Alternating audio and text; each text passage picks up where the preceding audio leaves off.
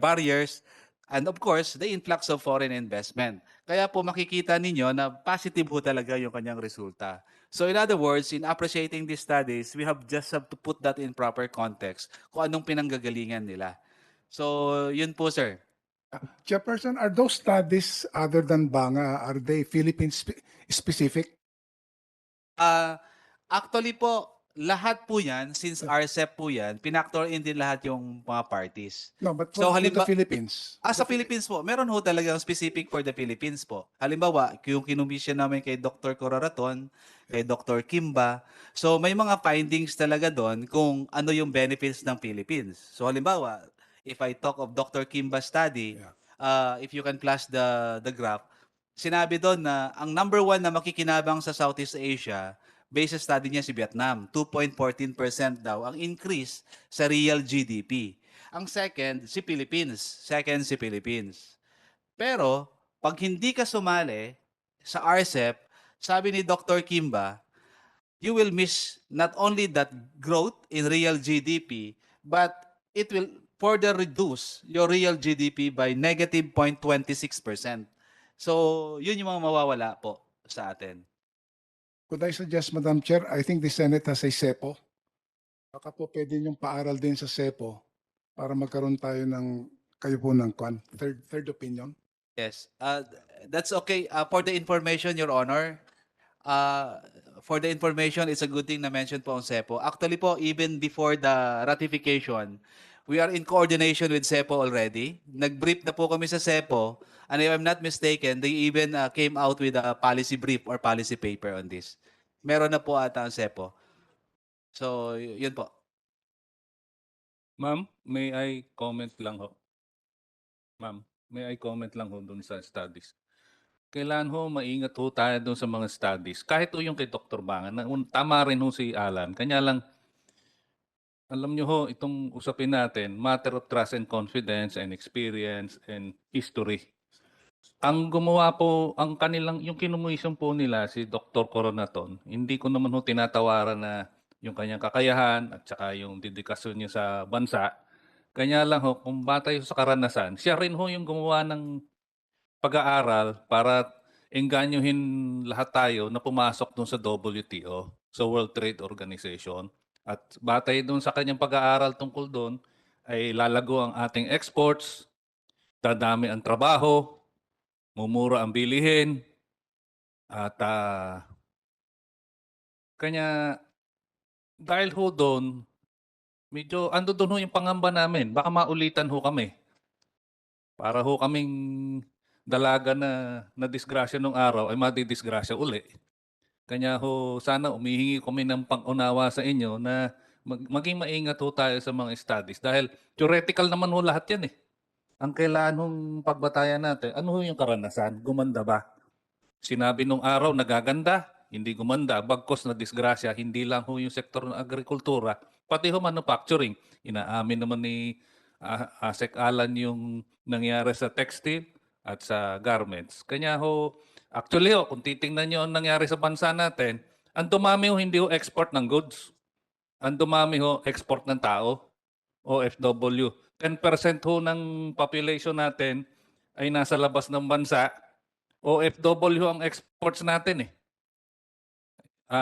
Kahit sino hong sa kaliwa ho, kahit si Sunny Africa, sa kanan ho ay si Dr. Villegas, na-attend din ho ako ng lecture noon. Kasi sinasabi lagi, hanggat ang Pilipinas may OFW remittances, may BPO revenues, may tourism, ay susulong. Eh, problema nga ho ay hindi naman umaasahan forever ho yung remittances. At mahirap ho kasi kung ang pamahalaan ay ipipilit at saka ho yung mga sumusulong na mga neoliberal economies na maganda ang karanasan ng bayan. Kasi ho, kung maganda ang ekonomiya natin, yung 10% ng population kayo, hindi ho kailangan umalis dito. Hindi kailangan iwanan ng pamilya. Yun lang po. Salamat po. We proceed. Myth number 4. Okay.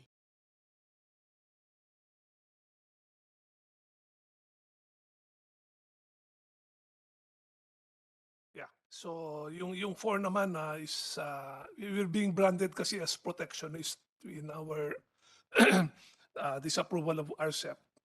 Ang sinasabi lang namin dito ay gusto rin namin maging competitive. No? Gusto namin lumaban sa export market pero nasaan yung tulong ng gobyerno na prinumesa nila sa amin? We cannot do it by ourselves. No? And no farmer wants to be poor, no? Or unproductive or uncompetitive. No? So I hope that kind of impression is not given more credibility. No? sa 5, yan, yung investors, no? So the argument is if we do not join RCEP, investors will not come to the Philippines. Even the investors who are here with us might leave the Philippines because they cannot tap the RCEP markets, no? Pero again, nandyan pa yung existing FTAs, no? If they want to sell to China, they can use the ASEAN plus China FTA. So I don't think that is a valid argument that they will lose access to RCEP markets, no? And I think more important than RCEP market, RCEP membership, is the cost of doing business in the Philippines. Kanina, pag-usapan natin kuryente, no? Traffic, crime, inconsistency in the application of rules and regulations. I think these are the more crucial factors that determine whether an investor comes to the Philippines or not. No? Not RCEP membership. Because even if we are not within RCEP, they have access to RCEP markets. No? And our third point here, sorry, hindi ba yung farmers natin ay investors din? No? Hindi ba dapat sila yung una natin enganyuhin para mag-invest dito sa Pilipinas? No? If joining RCEP will threaten their interests, but will be something that foreign investors will like, sinong unahin ng gobyerno? Yung foreigner o yung sariling investor natin na farmer? No? So siguro we have to be a little bit more resolute in the way we treat investment. No, otherwise it will look as if the whole Philippine economy will rely on foreign investors. No, and wala na tayong ibang pupuntahan. No?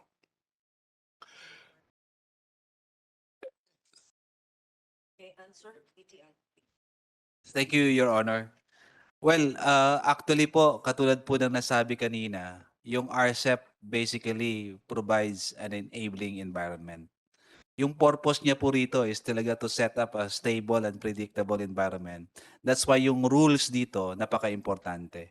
So from the perspective of investor, kung papasok ako sa Pilipinas, gusto ko sigurado ako na hindi kayo basta-basta magpapasa ng batas na midstream mararatel or majo-jeopardize yung negosyo ko. That's why yung Chapter 10 ng RCEP, which is Chapter on Investment, very comprehensive po yun. It covers promotion, liberalization, facilitation, and protection of investments.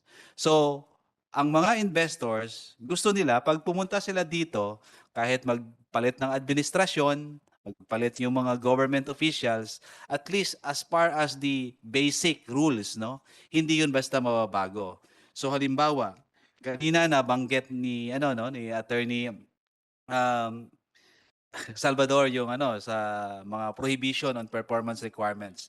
Totoo po 'yon na sa RCEP may mga commitment po diyan na parang sinasabi po na tayo mga RCEP parties kay nagko-commit na kapag yung investor pumasok sa atin, walang pilitan pagdating sa transfer of technology, walang pilitan kung saan kami magsosource ng materials, walang pilitan magkano yung presyo, walang pilitan magkano yung royalties. Because it's a free market. That's a recognition of free market.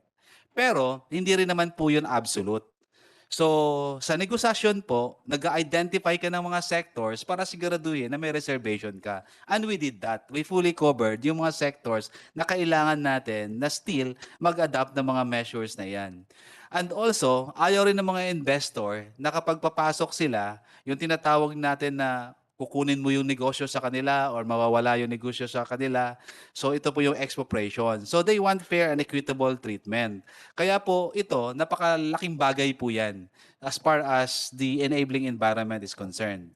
Now, in terms of opportunities naman, talagang as mentioned earlier, attraction siya sa mga foreign investors. Kasi nga, kung gusto mong ma-access yung big market sa RCEP, magnegosyo ka dito at magbenta sa RCEP region.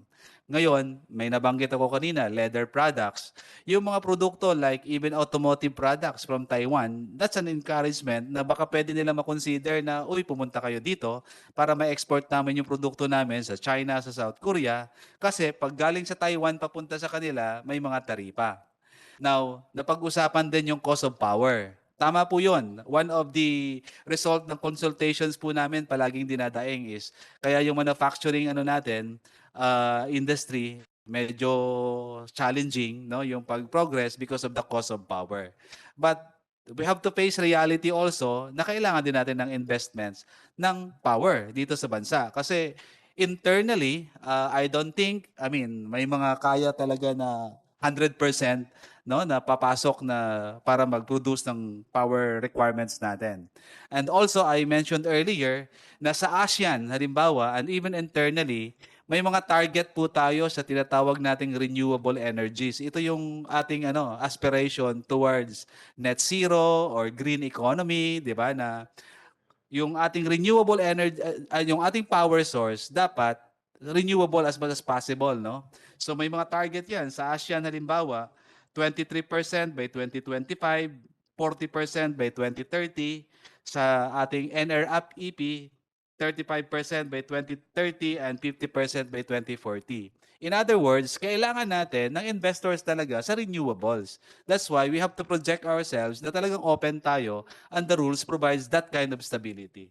Yun po. Thank you.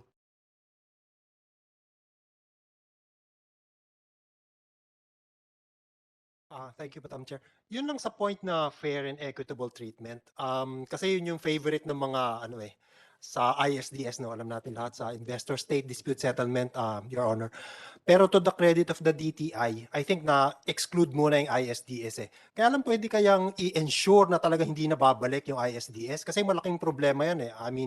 Yung ibang kasama namin dito, nakasama pa nga namin sa UNCITRAL. Sorry ma'am, Investor State Dispute Settlement. Ito po yung kalakaran na kung saan yung investors pwedeng i-demanda yung country, yung state. So malaking problema po yan.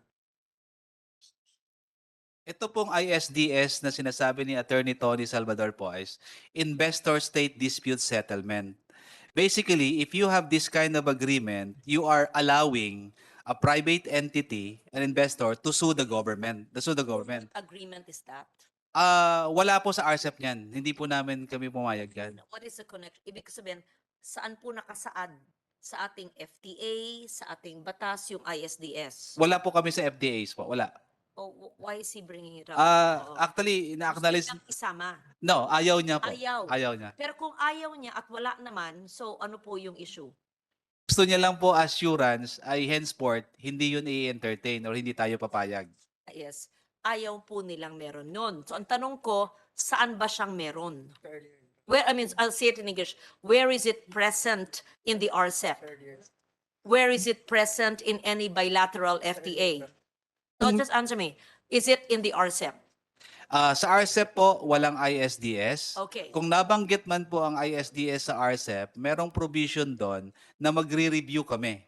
Na in other words, magne-negotiate uli kami on the possibility of entertaining that kind of arrangement. Is it in any FTA of the Philippines?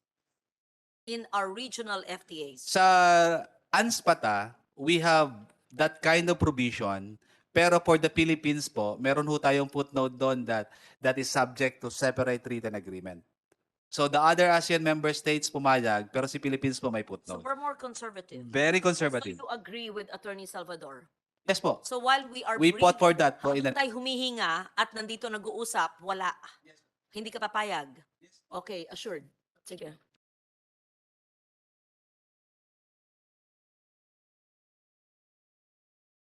Okay, And also, maybe we can give a copy, Madam Chair, of we already have the Senate Economic Planning Office, SEPO. And it says here, the final analysis on page 13, just for the record, it says the final analysis. Farmers groups opposed to the ratification of